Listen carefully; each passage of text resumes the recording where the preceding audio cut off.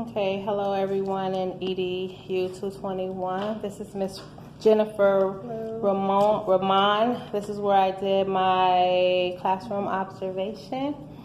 And I just want to thank you so much for letting me. I know it was only a short time. I know. That was great. But thank you. And I want to say personally, for you to be a first grade teacher, I saw the structure, the classroom, the environment. I saw that the kids seem like they have a relationship with you, which is really great. They have a relationship with each other, and that was pretty interesting. So I'm just going to ask you a couple of questions. The first question is, why did you become a teacher? I became a teacher because I think growing up, my parents are both Hispanic and they don't speak English. So I think when I was growing up, there was a huge communication gap between my parents and my teachers. So I would notice at conferences, they wouldn't really ask anything. Not that they needed to, because I was a good student. Right. But I would see all these other parents asking the teacher oh, what kind of homework do they get, or what's the schedule like? Fundamental questions that a parent should know about the student. And my parents really didn't do that for me, which was fine because I was okay. But I didn't want that to be something else. So I really wanted to help bridge the gap between the teacher and the parents. And parents. Yeah. Which we know that can help out a lot, right? Yes, parents are must. Okay. Just really quick, one reason I wanted to be a teacher is as I was growing up, my mom was thankful enough to be a stay-home mom, and she spent a lot of time with me at school.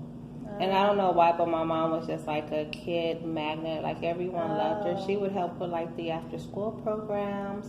Whenever we had talent shows, she would be the one. Yeah. And not that it made me popular or anything, but I saw in my mom the way the kids loved her, and just as I started growing up, I was always the cousin that would get all the little cousins and let's play a game, That's good, yeah. They gravitate towards you. And my mom wasn't nowhere into education; she was administration, and I think that's just how I started working with kids, and that's how. Yeah. I ended up working with kids. Yeah. That's good, yeah. But I'm just telling you that's why. I ended up good, yeah. wanting to be a teacher.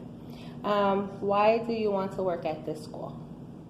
Well, I student taught here last year, so that was a big congratulations! Factor. I watched you. Thank yes. you. And you're at the school you work with. Yeah. You did that, which is really great. Really so that's great. my plan. Yeah. I'm already here, but I'm hoping to do it. Yeah, I have my mentor teacher right next door from last year, so that's really helpful. Yeah. I don't know, I felt more I was already comfortable, I knew the atmosphere, I knew what was going on. But I don't know, I just felt it was a really good community. So I want to work with this population. Right. So I really enjoy it. Yeah. I like Miss Smith as our principal. Yes. Yeah. She's really And the staff here is great. I know we lost a lot of teachers last year, but the staff that stayed, I can tell they're the real group of staff. I don't know. Yeah. Okay. What is the best part of your job? I think seeing the growth of the kids. I teach kindergarten, so seeing them from day one to even now, it's been amazing. Some couldn't write their name, and now they can write their name. It's just, it's great what their growth. Their growth, what they can achieve. So. I like that kid that won't talk or won't say anything, and then all of a sudden they're conversation with the kids. But of course with us, it's a lot of language, so we don't have a lot of kids communicating, because they don't want to speak in English. Yeah. And then now our Spanish children are trying to talk to us in English, which that's the one thing I love. Yeah. What kind of qualities do students look for in a teacher? I think someone relatable, definitely, or someone. Just someone they can talk to, because they're with us for a lot of time of the day, and So in Head Start, our number one thing is relationship building. Yeah. So like I said before, our first couple of weeks of school is all about just making the kids wanting to feel welcome in our class, that they belong, that they can trust us and feel safe. Yeah. So our first couple of weeks, that's what we're doing. Yeah, that's awesome. We want them to feel like they want to come back. Right, yes.